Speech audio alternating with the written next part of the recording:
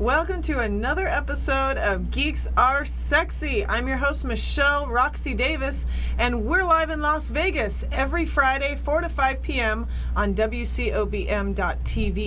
Hey, I want to tell you, we are welcoming someone to the Geek Squad. This is Jason LeDuc. He's the owner of Evil Genius Leadership. Go to evilgeniusleadership.com.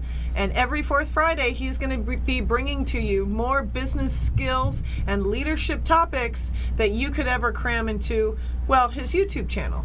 So you got to go check it out, too. So, Jason, welcome to the show. Thanks. Love to be here. Yeah, and it's lots of fun. And on today's topic, we're going to talk about praising in public and punishing in private, and why toxic leadership and leading through ego sometimes can be a little bit, well, draining in the workplace. Let's give you an example real quick. Hey, Scott, can I borrow you real quick? Sure. Want to sit right here? Yeah.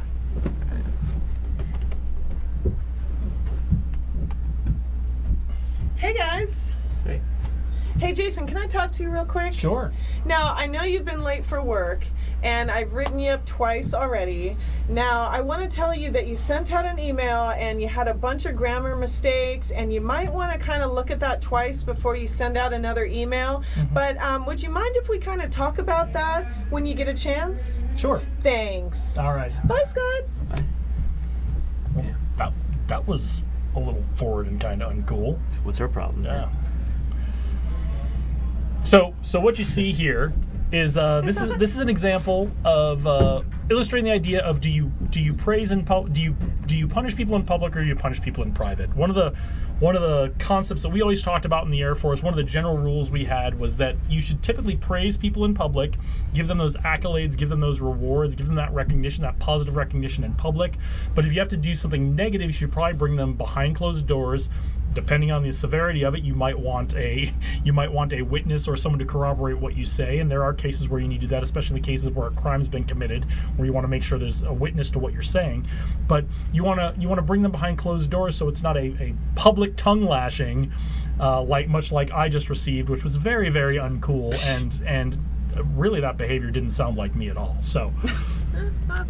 So there's this idea of praise in public and punish in private, and that seems to be a general rule that you can use. Again, whether you're a boss or a manager or a leader, or if you're just giving feedback to one of your peers on your team, pulling someone aside can make them much more receptive to hearing the things you have to say, especially if they're negative. Now, we've talked about in the segments we've done today and the things we've talked about recently, this is about being conscious about the impact that your words and actions have on the people around you, whether you're the leader or whether you're a team member. And a lot of leaders, again, like we've talked about, don't always understand. They aren't always conscious and deliberate about the actions that they take. A lot of times it's a knee-jerk reaction. And this comes down to, we talked about leading through ego. Mm-hmm. Many leaders, because we don't really teach people in a very deliberate way to think about the impacts that their actions are having on their team, will go through and they will make this all about themselves. How am I going to look when someone on my team does this? And that's where the genesis of a lot of these actions come from. And using sarcasm and humor when making fun of other people. Yeah, so humor is great in the workplace. I'm a big fan of it. Sarcasm is a little bit more challenging. Sarcasm is a little bit more challenging. Humor can be challenging if you're the leader, especially if your humor is a little more biting or dry. Mm-hmm. So you have to really be careful. And this is another one of those cases, just like we talked about that intrinsic and extrinsic motivation. Get to know your team. Understand how they receive these things. Sometimes how something is received is not how it's intended. And that's as leaders, that's something we have to be accountable for, is even if we didn't intend something a certain way when we said it or did it, how it's received by our team, we are still accountable for the things that we say and do, just like our team members are accountable for the things that they say and do. And it's not always what you say, but how you say Absolutely. it. And body Absolutely. language as well. And timing is everything. Maybe someone is having a bad day, or they're in the middle of something and it's not always the right time. So and that's why it's important to observe and be deliberate and to not have knee-jerk emotional reactions, right, and to not really worry about how am I going to look.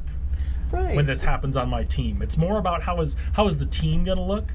Are we going to be able to accomplish our mission? Is this something we can recover from, or is this something I need to take correction on? And there are a couple of times I don't advocate doing this punish in public thing, and I really never advocate punishing in public, but sometimes you come across a scenario. Sometimes someone has done something very unsafe, or is in the middle of doing something very unsafe, and it's very important to stop what's going on, to pull everyone together, and in a very calm and rational way talk about why this is unsafe and why this is a very bad idea, and then to talk about the corrective action before anybody goes on.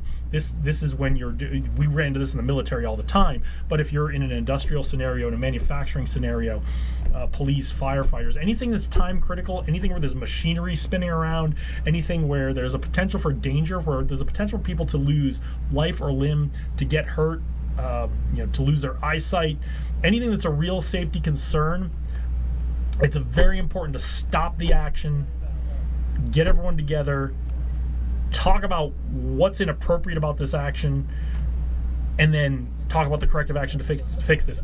And again, when disciplining, when punishing, when doing all those kinds of things, it's not about pointing fingers and laying blame. We're always looking to try to correct the action and to try to get our team moving in a direction where they can go and do that action unsupervised again, so that we can have confidence in them, so that we don't have to stand over them and supervise them for everything they do. Because the whole idea of becoming a leader is we want to work with a team. We want to lead a team because we want to accomplish things that are bigger than we could ever accomplish by ourselves. That's a very good If we point. could do it all by ourselves, we would just do it by ourselves. We would never build teams around us, but teams enable us to do things that we would never be able to do on our own. And that's really the advantage of being a leader. It's not being recognized as a leader. It's not the praise. It's not the money. It's what really gets us all as human beings.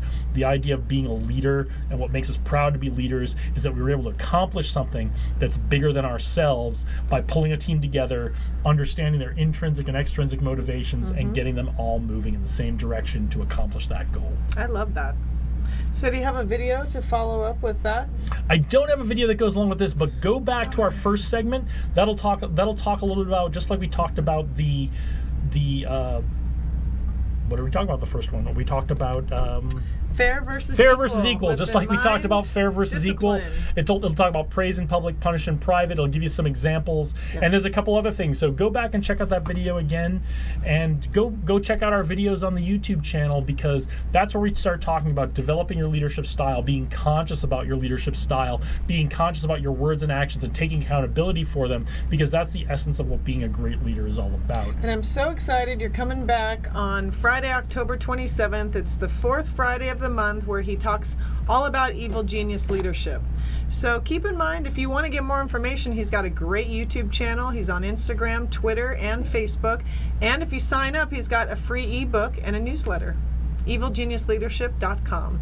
Thanks so much for coming on Geeks Are Sexy and being a part of the Geeks Squad. Well, thank you for having me. Thank you for making me part of your team. Woo! And I'm excited to come back in October, and we're lining up some really great guests. We're going to have some really great discussions and talk about some really practical things affecting the leadership and the management of businesses right here in Las Vegas. That's right.